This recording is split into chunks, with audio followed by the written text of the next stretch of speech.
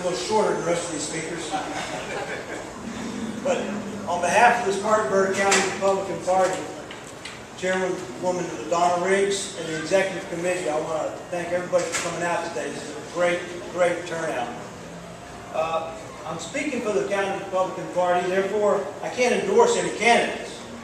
But I can tell you what I think we need in Washington. And what I'd like to share with you is the Republican Creed. The Republican Creed is what we start every meeting, every county meeting with. And it's a codification of our beliefs as Republicans. And I want to comment on the philosophy behind the Republican Creed. It starts with, I do not choose to be a common man. It's my right to be uncommon.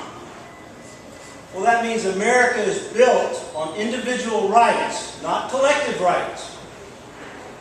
We cherish those individual rights. It goes on to say, I seek opportunity, not security. I want to take the calculated risk to dream and to build, to fail and succeed. I refuse to barter incentive for dough. What that says to me is I want to bask in the rewards of freedom. To be able to bask in the rewards of freedom, one has to be willing to take responsibility for oneself and not look to the government to take care of us. Right.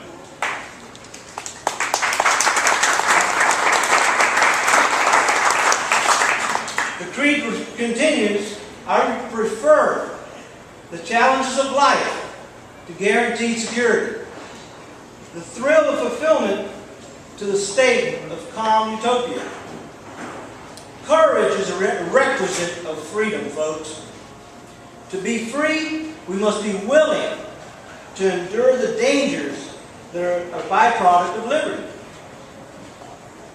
We can't be free, but at the same time figure, well, we need to let TSA check us all out because we want to be secure. That's a false security.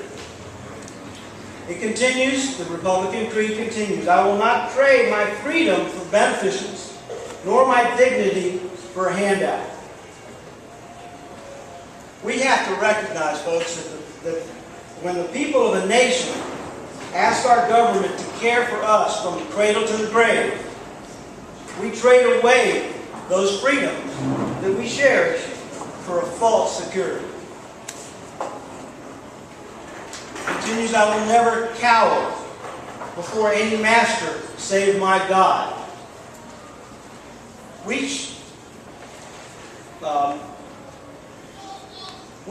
like to talk about the Declaration of Independence and how our rights come from God. And I believe every American believes that totally.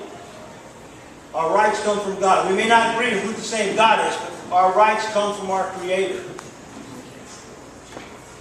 The government can't give us our rights, not in a free society.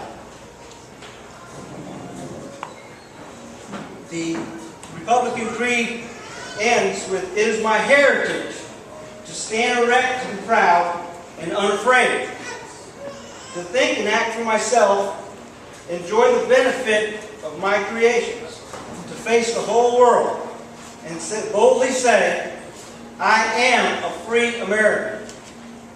Now, I'm not endorsing anybody, but I believe we have a candidate that does follow the Republican Creed. We say this creed every meeting we go to, but I don't believe we all follow it as Republicans.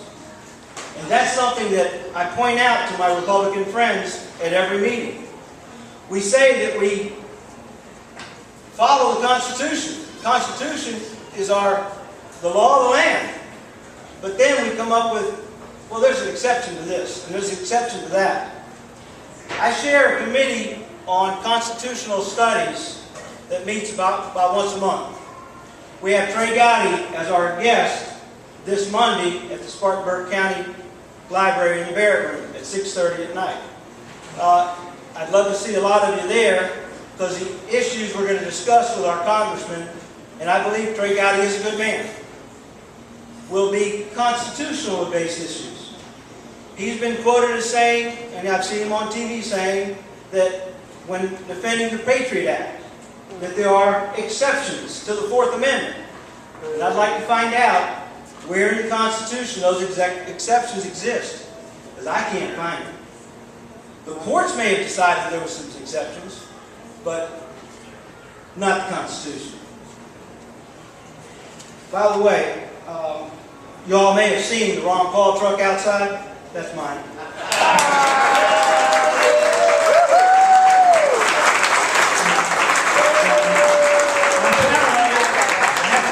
Bumper stickers, because that was done 4 years ago or 3.5 years ago. And I get stopped more often and have people ask me if they can take a picture of my truck. It's incredible. And I'm really proud of it too.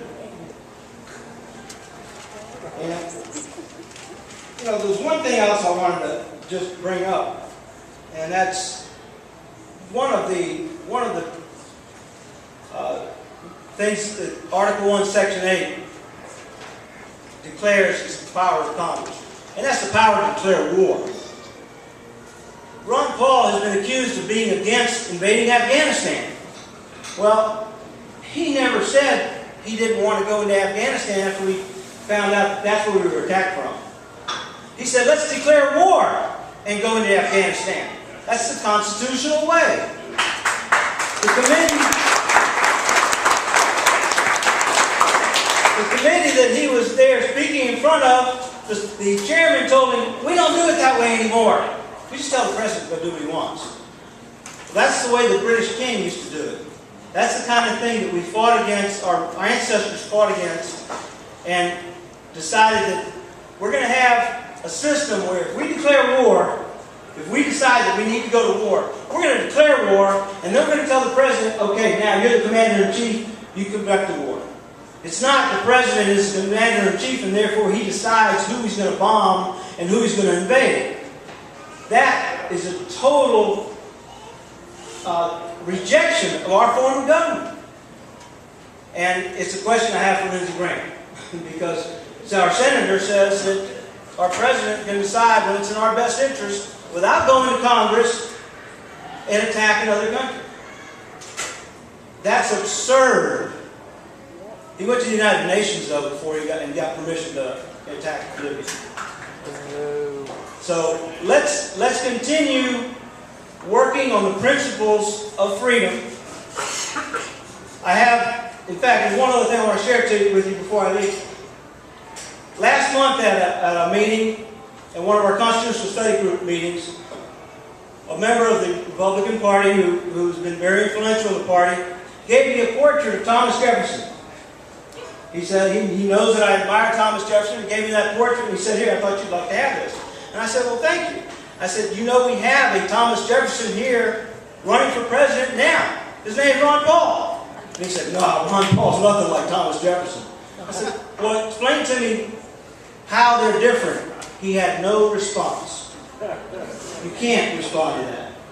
Anyway, thank you very much for coming out today. Thank you for allowing me the time. And get involved at the precinct level in your counties. You can make a world of difference. Thank you.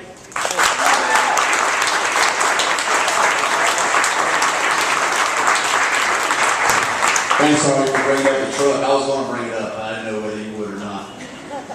I've got a couple more speakers. I've got the sign-up sheet right here in my hand. I'm going to go around. Stephen's going to come up from the campaign. He's going to make a couple of quick announcements, and I'm just going to get this started going around.